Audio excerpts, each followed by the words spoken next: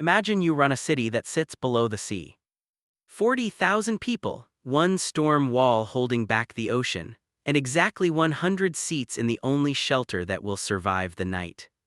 Now imagine the wall has a crack in it, a bad one, and a machine in some far-off office has already decided who gets the 100 seats. Cold, clean, fair. You're the mayor, you can override the list, but here's the catch: every minute you spend arguing with the machine is a minute the water rises. No pressure, right? Now meet Mayor Dahlia Virch. She's about to learn that a fair answer can still be the wrong one, and that sometimes the bravest thing a leader can do is refuse to answer the question at all. The first siren was soft, almost polite, the kind of sound the city tested every Tuesday at noon, so familiar that people set their lunch breaks by it. Dahlia Virch was standing at the tall window of the town hall, looking at the clock in the square. The big one. The one with the iron hands that had stopped working 4 years ago and frozen at 4:11. The city had voted 3 times to fix it and 3 times spent the money on the pumps instead. So the clock just sat there, lying to everyone who passed it. Always 4:11, always afternoon, always fine. She was watching rain hit the glass when the first siren faded and the second one started. The second siren was not polite. It had no rhythm to it, no test day calm. It rose and kept rising, a sound with teeth, and Dahlia felt it in her back molars before she understood it with her mind.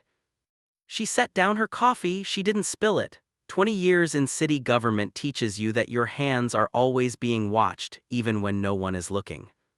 "Talk to me," she said. Her chief of operations was a wiry man named Bram with a habit of cracking his knuckles one at a time when he was scared. He was cracking them now, fast, like popcorn. He was staring at the wall screen that showed the storm wall in cross-section. "The east footing," he said. "It's not a leak, it's a fracture, it's moving."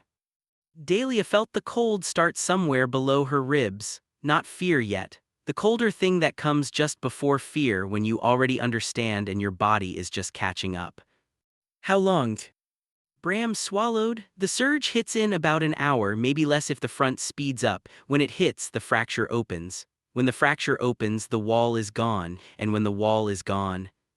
He didn't finish. He didn't need to. Vorhaven sat 11 meters below the waterline. The city wasn't beside the sea. The city was under it, held back by one long gray wall and a lot of stubborn hope. Dahlia looked back at the square. People were already coming out of the buildings, turning their faces up at the siren the way you do when a sound is too big to believe. A man with an umbrella, 2 kids in yellow raincoats holding hands, an old woman who simply stood still and let the rain fall on her, the way the very old sometimes do when they have decided not to run from anything ever again. "Get me the room," Dahlia said. "Everyone, now." The emergency room under the town hall was built to hold 12 people for a flooded weekend. It now had to hold the weight of 40,000 lives, and it was too small for that. Everything would have been too small for that. 9 people crowded around a table that had a coffee ring burned into it from some crisis years before anyone in the room could remember. Dahlia's emergency engineer, a heavy-set woman named Petra Soar, was already there, jaw set so hard the muscle in her cheek jumped. The harbor chief, Yusuf, stood with his arms crossed and would not sit down. By the door, a quiet man from the regional office named Calder leaned against the wall and watched everyone with the flat patience of someone who had read the ending of the book already. That patience scared Dahlia more than Petra's clenched jaw. "The wall is failing," Dahlia said, no softening it. Softening was for weather reports. "We have about an hour. When it goes, the low city floods first, then everything. The only structure rated to survive a full surge is the harbor bunker." She tapped the table. The wall screen changed to a blueprint, a squat concrete shape near the docks, ringed in green. "The harbor bunker seals airtight and floats free of its anchor if it has to. It will keep its people alive for days until the regional boats reach us." She paused. "It holds 100. The silence that followed was the loudest thing Dahlia had ever heard. Yusuf broke it. 100. The city has 40,000 people in it tonight." 41, Petra said quietly. "The school trip came back this afternoon." Calder finally spoke. His voice was gentle, which made it worse. "The regional system has already run it. The selection list transmitted to your terminal 4 minutes ago. Medical priority, age weighting, essential skills, retention." He said it like he was reading a recipe. "It's a defensible list, Mayor. It's the most lives preserved per available seat. Nobody will be able to say it wasn't fair." Dahlia looked at him for a long moment. "Show me the list," she said. It appeared 100 names. The machine had done its job beautifully. Doctors, 2 engineers, the young and the genetically varied and the medically sound. It was a small, perfect monument to arithmetic, the greatest good for the greatest number. And the greatest number was still 100, and the other 40,900 were just rows that didn't make the cut. Petra Soar stood up so fast her chair barked against the floor. There are children in the low city. There's an entire care home on Mill Lane. You're telling me a screen in another province just decided they don't count? I'm telling you what the screen says, Dahlia answered. I'm not telling you we're going to do what it says. Calder's flat patience flickered just slightly. Mayor, if you override the list with feeling, you will almost certainly save fewer people, not more. The math is the math. I know it's the math. Dahlia put both hands flat on the burned table. I'm not asking anyone to throw away the math. I'm asking for one thing the machine never had and never will: 1 hour, not to pick the most useful 100, to find the 100 who are the reason the rest of us are still standing here arguing instead of running. She looked around the room. Petra, Yusuf, all of you, go out there. Don't bring me the strongest. Bring me the ones who hold this city up when nobody's watching. We add one variable the machine doesn't have. We'll call it the city itself. Bram stopped cracking his knuckles. For the first time since the siren, he looked like he had something to do with his hands.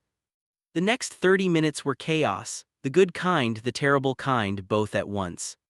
The team went out into a city that did not yet know it was dying. Dahlia went with them. Because a mayor who hides in a bunker room while her people are still drinking tea in their kitchens is not a mayor, just a name on a door. She didn't make a speech. There wasn't time for a speech, and she had learned long ago that the worst thing a frightened crowd can hear is a polished one. Instead, she listened. She listened to a night nurse on Mill Lane who had not missed a single shift in 19 years, who knew every resident by the songs they hummed in their sleep. She listened to a man who fixed the city's pumps, a quiet person nobody could name and everyone depended on, who said only that he should probably get back to the pump house. She listened to a girl, maybe 16, with grease to her elbows, who had been helping her grandfather weld dock railings since she was 9, and who kept looking at the broken square clock like it had insulted her personally. Petra found a teacher who had once carried 2 children out of a flooded basement in one trip and never told anyone, because she didn't think it counted as anything. Yusuf found a deckhand who had talked a despairing man down off the seawall last winter just by sitting next to him until dawn and not saying a word. Bram found an old accountant who had quietly forgiven half the city's late fees for years and balanced the books himself so no one would know. They were not the strongest, they were not the most useful by any machine's measure, they were the ones who carried the fire. But as the minutes fell away, Dahlia understood the cruelty she had known from the first second. Every name she added meant a name she took out. The machine's list had not been wrong, it had only been incomplete. And every humane change she made to it dropped the survival number not to 0 but close enough that the numbers started to look like headstones with the dates already carved. She was standing in the square under the clock that said 4:11 and meant nothing when Bram found her. His face had gone the color of the wall. Mayor, we have a problem, just the one. He almost laughed and didn't quite manage it. About 40,000 of them. He turned his tablet around. A camera feed showed the harbor road, the long approach to the bunker. People were on it, hundreds, then as she watched, thousands. The word had gotten loose the way words do, through a cousin, a radio, a guess that turned into a certainty. They pressed up the road toward the bunker doors, not violent yet but scared, and scared as only ever one push from something else. She saw a man holding a child on his shoulders, a woman holding nothing at all, just standing in the rain with her hands open. A boy near the front, no older than 12, chin up, trying so hard to look like he wasn't terrified that it broke something in Dahlia's chest. What do you want us to do? Bram asked. For one long, ugly moment, Dahlia wanted to run, to walk into the bunker, pull the door and let the machine own it, to be a passenger, just another row on a list someone else had to defend. But she wasn't a passenger, she was the mayor. And the clock above her said 4:11 and would say 4:11 while the whole city drowned, because a clock doesn't care what time it actually is, only people do. Open every speaker, she said. Her voice went out over the square, the harbor road, every street pole and shop radio and rain-slick corner of Vorhaven. This is Mayor Verch. I know you're scared, I know what you heard is true, I know some of you are walking to the bunker right now meaning to force those doors. She paused and let the rain fill the silence. Don't. She waited for the surge of bodies. It didn't come. 40,000 people stood in the rain and listened to a clock that lied and a mayor who, for once, wasn't going to. I'm not going to lie to you. There are 100 seats. 100. It will never be enough, and I won't pretend it could be. But I am not going to let a machine in another province decide who you are, and I am not going to let a stampede decide either. So here is what we're going to do. She breathed.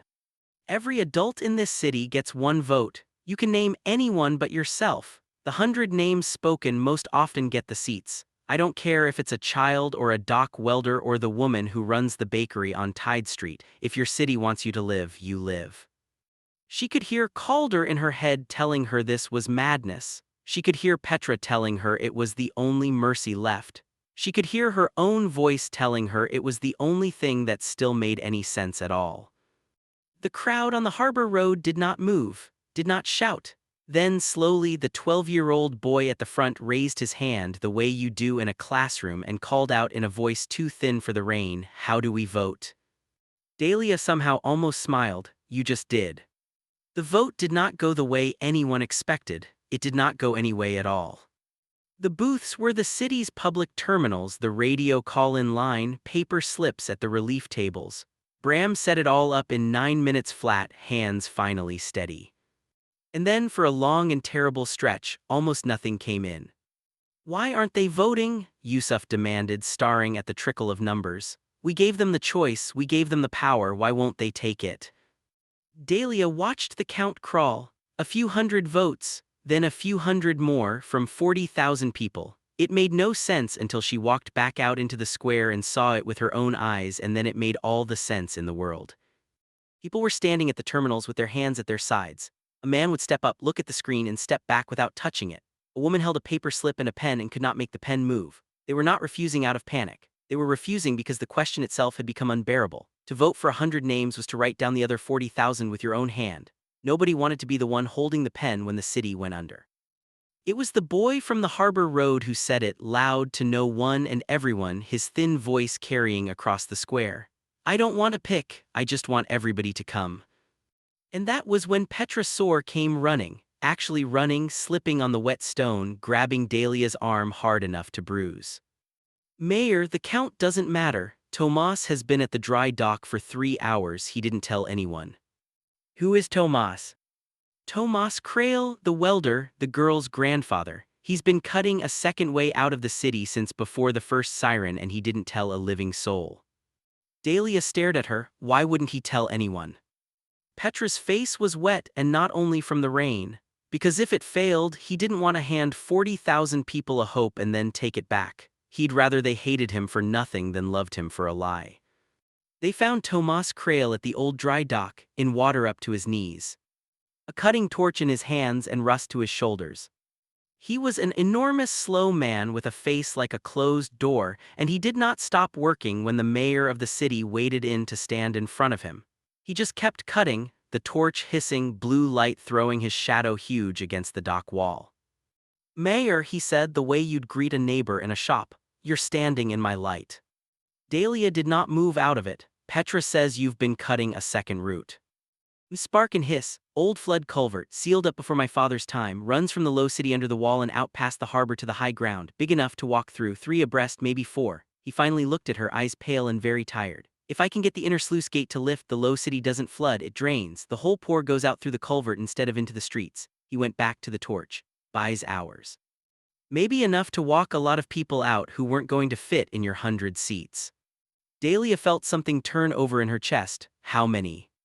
All of them if the gate holds and the timing's right. He said it the way another man might say it looks like rain. Tens of thousands, not 100. Why, Dahlia said, and her voice came out rougher than she wanted. Did you not tell anyone? Tomas finally shut off the torch. The dock went quiet except for the water and the far-off siren. Because 3 hours ago I didn't know if it would work. People drown twice when you give them a hope and then drown it for them. He wiped his hands on a rag that was past helping. I'd rather be the fool who said nothing than the man who promised everything and delivered a flooded tunnel. Behind Dahlia, Petra made a sound that wasn't quite a word. The culvert could save the city. But the inner sluice gate was the catch, and Tomas explained it the way you explain a thing you have already made peace with. The gate had no working motor. To hold it open against the weight of the incoming surge, someone had to stand in the gate chamber and crank the manual override by hand and keep cranking and not stop while the water came. The chamber was the lowest point in the whole system. It would flood first and it would flood completely. Whoever held that gate would hold it for everyone and would not be walking back up the culvert with them. Send a motor down, Dahlia said. Send a machine. No motor, we have fits the housing and no time to make one. Tomas was already pulling on a heavy harness, slow and methodical, like a man dressing for work, because that is exactly what he was doing. It's a hand crank or it's nothing, and it has to be someone who knows the count, who can feel when it's seated or it slips and we lose the whole tunnel and everyone in it. He looked up at the dock wall where a salt-stained old clock face was bolted, frozen like the one in the square at some hour decades dead. He almost smiled at it. Funny, whole city full of clocks that stopped, and here we are, all of us suddenly very interested in the time. His granddaughter pushed through the water then, the grease-elbowed girl, 16. Her name, Dahlia would learn, was Rini, and she had her grandfather's closed-door face and was failing completely to keep it closed. I'll do the gate, Rini said. I know the count, you taught me the count, I'm smaller, I fit better, You'll do the route. Tomas didn't raise his voice, he never raised his voice, that was the thing about him. You walk point, you know this culvert better than anyone alive but me, and after tonight you'll know it better than anyone alive at all. 40,000 people are going to come through that dark in an hour and they will need someone to walk in front of them who isn't afraid of the dark. He pressed his torch and his big steel measuring tape into her hands, folded her fingers over them. That's you. That was always you. That's not fair, Rini said, and her voice cracked clean in half. No, Tomas agreed. But it's true, most fair things and most true things never were the same thing, you'll learn that tonight probably. Dahlia looked at the gate chamber, black water already licking at its mouth, and understood she had a final list to make and that it had exactly one name on it and that she was not the one writing it. She got on the city speakers one more time. This is Mayor Verch, the 100-seat list is finished, burn it, don't go to the bunker, go to the low city, go to the Mill Lane culvert mouth. There's a way out under the wall and it is being held open for you by one man and you are going to walk through it, all of you, and you are going to do it fast and you are going to do it kind. Hold the hand next to you. Do not let go of it. The clock in the square says 4:11. The clock in the square has been wrong for 4 years. Don't you dare be. The wall broke at the 58th minute. There was no drama to it, which was the worst part. Just a long sound, deep and final, like the earth clearing its throat, and then the lights of Vorhaven went out across the whole city at once. Not the dark of night. The dark of absence. No hum from the pumps that had run Dahlia's entire life as a background heartbeat she never once noticed until it stopped. Just water moving somewhere it should not be, and 40,000 people in a tunnel they could not see the end of, and the sound of breathing. Dahlia was at the culvert mouth when the lights died. She did not go down into the dark. Her job was here at the throat of it, counting people out the way Tomas was counting the gate, a hand on every shoulder that passed, a word in every ear. Keep moving, hold on, you matter, keep moving. The night nurse went by with 2 of her residents. The quiet pump man went by and, true to himself, asked if anyone needed help and then helped. The boy from the harbor road went by holding a stranger's hand because his own people were already ahead, his chin still up, still trying. And then the line slowed, and then it stopped. In the long black of the culvert, somewhere far down, the water had reached the gate chamber and the people could hear it, and the people stopped. Because that is what people do in the dark when they hear the thing they fear arriving. Dahlia stood at the mouth and could do nothing, and that was its own kind of drowning. It was Rini's voice that came back up the tunnel. The girl had walked all the way down and all the way back and she was singing. Not a brave song. Just an old plain one, a dock worker's song her grandfather hummed without knowing he did it, and she sang it badly and loudly and it carried in the dark better than any order could have, and the line began to move again toward a voice instead of away from a sound. They believed it was the end, all of them, the ones in the tunnel, the ones at the mouth. Dahlia with her hand going numb on shoulder after shoulder in the cold. They had made their peace with it the way the very old woman in the square had, by simply deciding not to run from it anymore. People held strangers. Somewhere in the dark, 2 voices, a man and a woman, were saying vows to each other, no officiant, no witnesses but the water, because if there would be no wedding then there would at least be this. At the darkest part of it, the part where Dahlia had stopped counting because counting had started to feel like a cruelty, Bram came skidding down the wet stone to the culvert mouth with a radio pressed to his ear and his whole face changed. Mayor, he could barely get it out. It's draining the streets, the water level in the low city, it's asterisk going down. Dahlia couldn't make the words mean anything. Down. The gate's open, he got it open and he's holding it. The whole surge is going out through the culvert race instead of into the city. Petra's reading it 3 times because she doesn't believe it either. Bram was laughing and it was a terrible sound, joy with no floor under it. It's working, Tomas's tunnel is working, we don't need 100 seats, we have a city. And then his face fell out from under the laugh because they both did the same arithmetic at the same moment, and it had only ever had one name in it. A gate held by a hand does not hold itself. The water in that chamber had been rising the whole time it had been working. Petra came down the stone behind Bram, slower, her clenched jaw finally undone, and she was holding the heavy steel measuring tape, the one Tomas had folded into his granddaughter's hands an hour ago. Rini had carried it the whole length of the dark and back and would not now let anyone tell her what it meant that it was here and he was not. Someone has to go down and seat the secondary pin, Petra said very quietly to Dahlia so the line of passing people would not hear. Or the gate slips when the surge peaks in the next few minutes and it slams and everyone's still in the culvert, she stopped. It's the same trip, down not back. Dahlia looked at the dark mouth of the tunnel. She looked at the broken clock on the dock wall, the one that, like every clock in this drowning city, had stopped at a time that was no longer true. She thought about a man cutting a tunnel for 3 hours and telling no one so that no one would have to feel hope before he was sure of it. She thought, I will not ask for volunteers, not for this. I'll go myself, I'm the one who tears up lists, let it be my name on the last one.